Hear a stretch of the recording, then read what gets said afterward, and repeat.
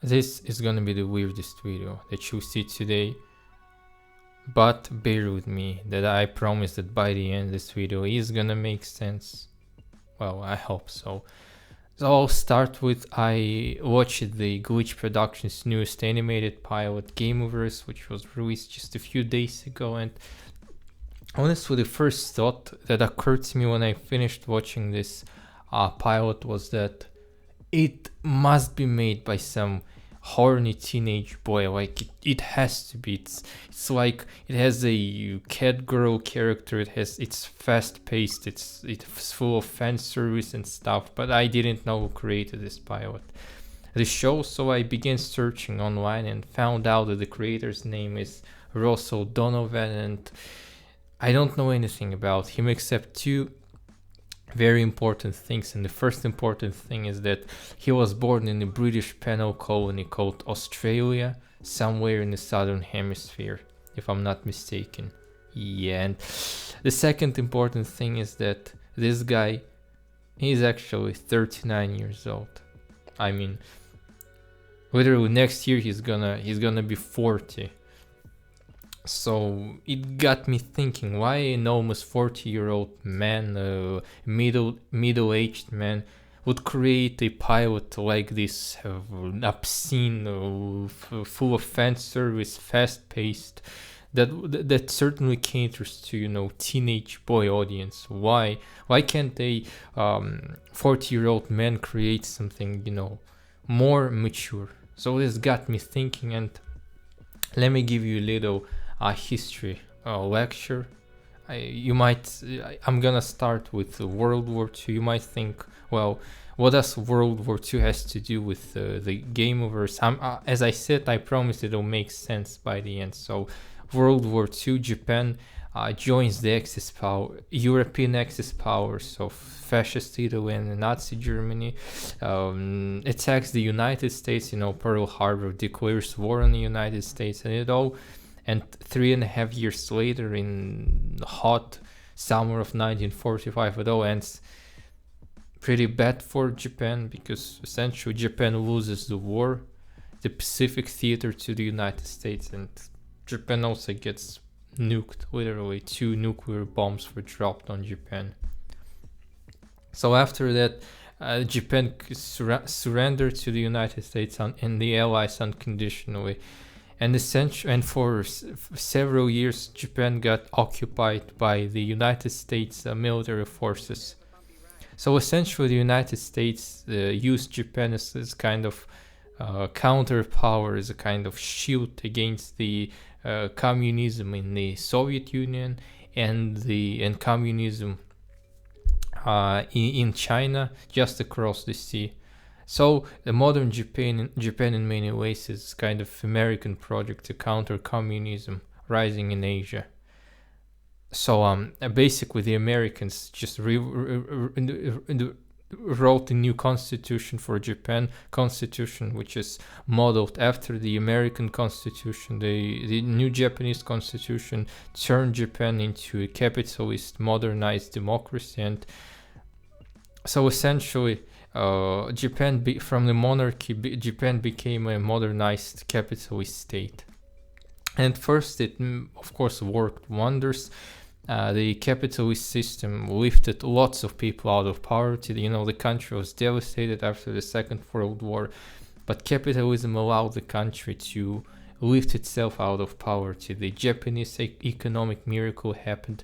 Lots of tech corporations were created, which were making a lot of amazing technical stuff. And by the 1980s, Japan became the second biggest economy in the world, only second to the United States. And at some point, even the Americans began worrying that Japan might actually overtake the United States and became the biggest economy in the world, which ultimately did not happen because Japanese economy started stagnating in the 1990s. But the fear was real. Japanese economy was insane. So first, Japan became kind of ultra-capitalist corporate society. The second thing is that unlike the West, unlike Europe or the US, Japanese society is basically founded on this Confucian principles, on this Confucian ideology, which, if I'm not mistaken, if I sum up it very succinctly, it basically means that you gotta obey your elders, you gotta respect your elders, and you gotta do everything your elders say. You cannot disobey them. So basically, the younger people or subordinate people have to obey their bosses or their parents or whatever, and do not complain at all. This is basically the foundation of the Confucian ideology, which is present not only in Japan but also in other East Asian countries, notably China and Korea. So when you take this Confucian system and ultra-capitalist system, you essentially get modern Japan. Because of its ultra-capitalist nature, the corporations began mercilessly exploiting the Japanese workers, who are, you probably heard the term salaryman. It's essentially a Japanese worker who works for a big Japanese company. The working conditions for such salarymen are obviously not really great. I mean, compared to, say, Europe. In Europe, you work 9 to 5, then you just go home, and your boss cannot just bring you back to work, because that's kind of regulation, especially if you live in the European Union.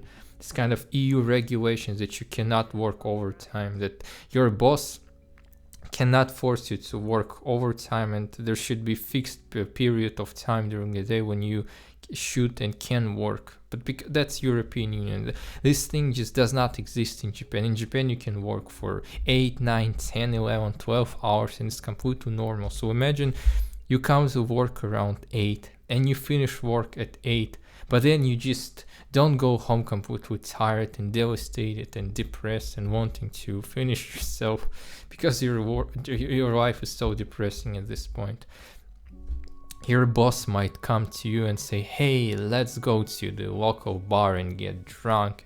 And, Confucian culture, as a subordinate, you cannot say no to your boss. You can't say, sorry, boss, I'm a bit tired. Go without me. I'll just go home. No, you have to go with your boss. So after work, you just pack up your things and go with your boss, your colleagues, to some bar, and you drink, and you finish around midnight.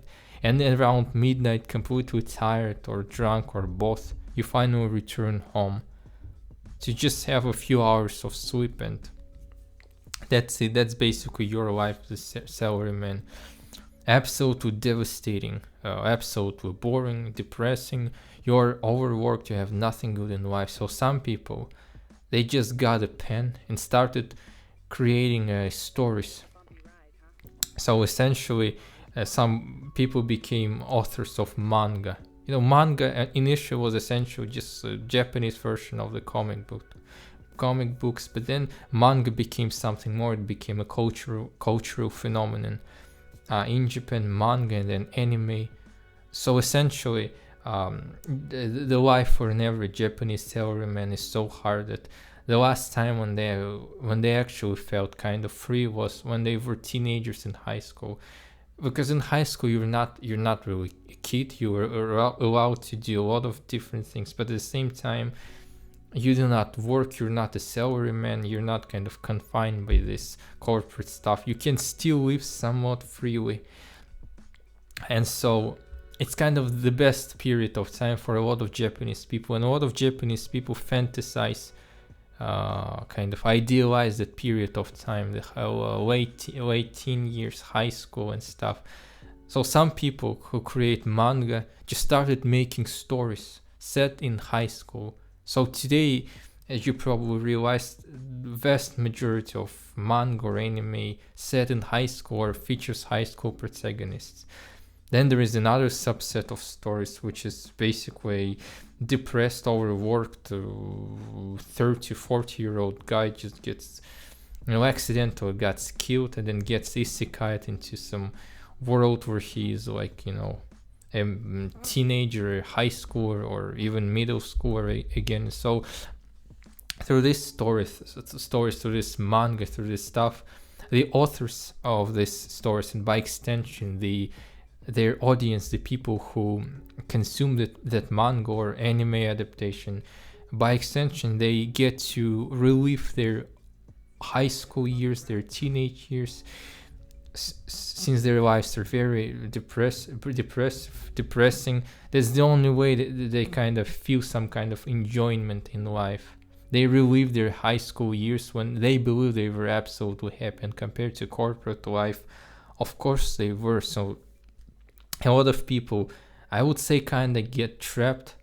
They're old, they're 30, 40, some people are in 50, but they're kind of stuck in this mindset. They consume a lot of stories featuring teenagers in high school, or not in high school, but as I said, with teenagers, some fantasy sci-fi stories with teenagers, fan service and stuff. So they get stuck in this kind of an endless loop. Well, they're old, but they simply refuse to emotionally grow. The authors, the audience, they all refuse to grow emotionally because there is nothing good for them in their adult life. So we get 40-year-old men creating manga about 13, 14-year-old protagonists, and stuff, when they could have made something more adult, mature, some mature art which could have better explored the human psyche, the societal issues, etc. They get stuck creating and content for adolescents, especially content for adolescent boys, since that's the most popular subset. So that's why you get so many immature stories from Japan. I recently tried to watch Dan Da Dan, but unfortunately I couldn't. I barely finished the first season. It was too immature for me, to be honest. I would have liked Dan Da Dan when I was, if I were, I don't know, 12, 13, maybe 14, but now I feel like I'm too old for that. It's simply just not made for me. So I guess you understand my point. That's Japan. But what about the West? What I'm saying is that I think this mindset moved over across the ocean to the Western, the American, and the other Western indie animation creators. But most of them are from the US, like Vivienne Medrano, for example. I think this mindset kind of moved to the American cartoon creators, such as, Gooseworks or Vivienne Medrano, aka Viv the Pop, or whoever created Murder Drones, don't remember their name, or Russell Donovan, who's not American, he's from the British penal colony of Australia. I'm sorry for reusing this joke, but I just thought this joke was so good. So essentially they imported that mindset from their Japanese colleagues, but of course with some Western flavor, with Disney and Nickelodeon and Cartoon Network added on top of it. Like, for example, Vivienne Medrano, who was very inspired by Disney cartoons and by stuff like, Family Guy, while creating her projects Has Been Hotel and Hell of a Boss. So yeah, that's my point. So essentially the modern indie animation creators are inspired by immature Japanese manga / anime. They're also inspired by Disney, Cartoon Network, Nickelodeon stuff, which is honestly not even targeted towards teenagers. It's targeted towards younger audience, towards kids. And while there are some occasional great shows like Avatar: The Last Airbender, or its sequel, The Legend of Korra, or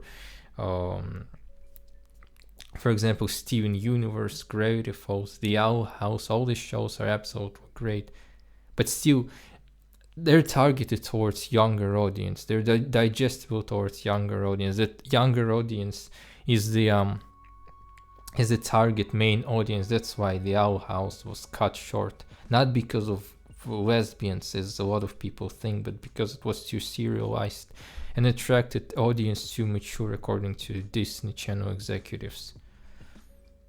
So yeah, especially you get Western indie animation creators who are just like their Japanese peers, are stuck in this mindset, in this immature mindset. They're influenced by absolutely immature art, and they also create immature art. Hell of a Boss, Murder Drones, The Amazing Digital Circus. All of these shows just feel like they're not marketed towards teenagers or high schoolers. I mean, Hell of a Boss is an R-rated show, allegedly for adults.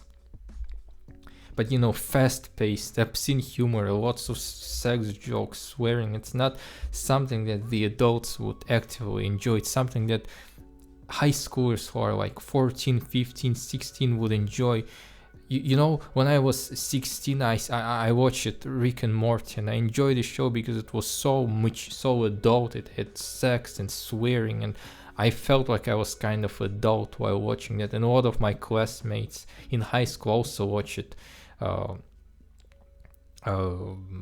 These shows, they also watch it, South Park and Simpsons, just to feel like kind of mature and adult. And today we have these indie animated shows, and I think you now see why it all makes sense, why 39 almost 40-year-old Russell Donovan would create these shows like Gameoverse. Like, he could honestly create something deep, something profound, philosophical, I don't know.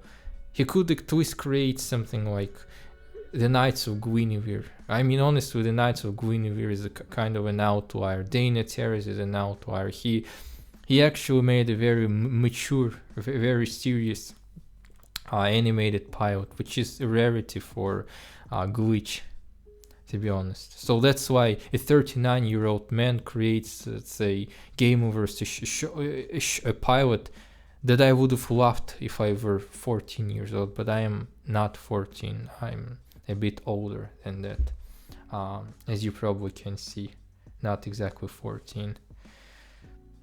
So yeah, I think these people, these indie animation creators, are kind of stuck in this immature mindset. They kind of cannot grow up emotionally. I mean, this is what I call arrested development. I mean, it's not arrested development in a medical sense. I mean, medically speaking, these people are completely capable of living on their own. They're grown-ups. They can pay taxes, work, travel, etc. No, arrested development in emotional sense, in the sense that they keep emotionally, you know, retelling kind of these stories. I mean, they cannot really mature. They cannot. Their stories cannot grow old. They become older, but their stories, their art, their whole worldview is kind of stuck in that immature position, and they cannot grow old, honestly speaking. And that's really what I wanted to talk about. That this video is inspired by a Gameoverse pilot episode. And as for the pilot itself, I didn't really like it. I think the animation, the stylized animation was nice, and I really didn't enjoy how sexualized the female characters were. I mean, again, something a horny teenage boy would make or like. That was too fast-paced. The characters felt a bit flat, and the voice acting was really strange. Like, it felt like the voice acting was not even professional. So yeah, but I think I've already expressed what I wanted to talk about. My main concern about this kind of arrested development mentality that was essentially imported by Western indie creators from their Japanese peers. And then, of course, the shows are insanely popular among teenagers. Teenagers are the target audience, not even adult people, even though these shows are marketed towards everyone. So yeah, and we're just gonna keep getting this kind of immature shows with a lot of swearing and sex and stuff, instead of getting something more, you know, profound. Like, I don't know, there are so many good mature adult animated shows. I can think of obvious Arcane, Blue-Eyed Samurai, Pantheon, or Scavenger's Reign, that show that got cancelled, if I'm not mistaken, because nobody watched it, but it was really good.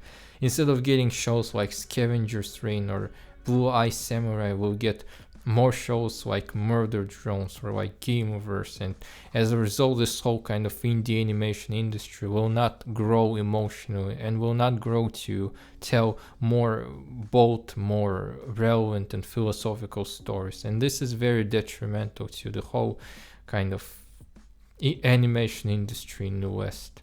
I mean, it's already bad enough in Japan, but it's also gonna be really bad in the West as well, because of the arrested development. I hope that my kind of hectic, this video makes sense. It's very hectic. It was spontaneous. I didn't write any script at all. So I hope it makes sense, and thank you for listening to my rant, and hopefully see you again.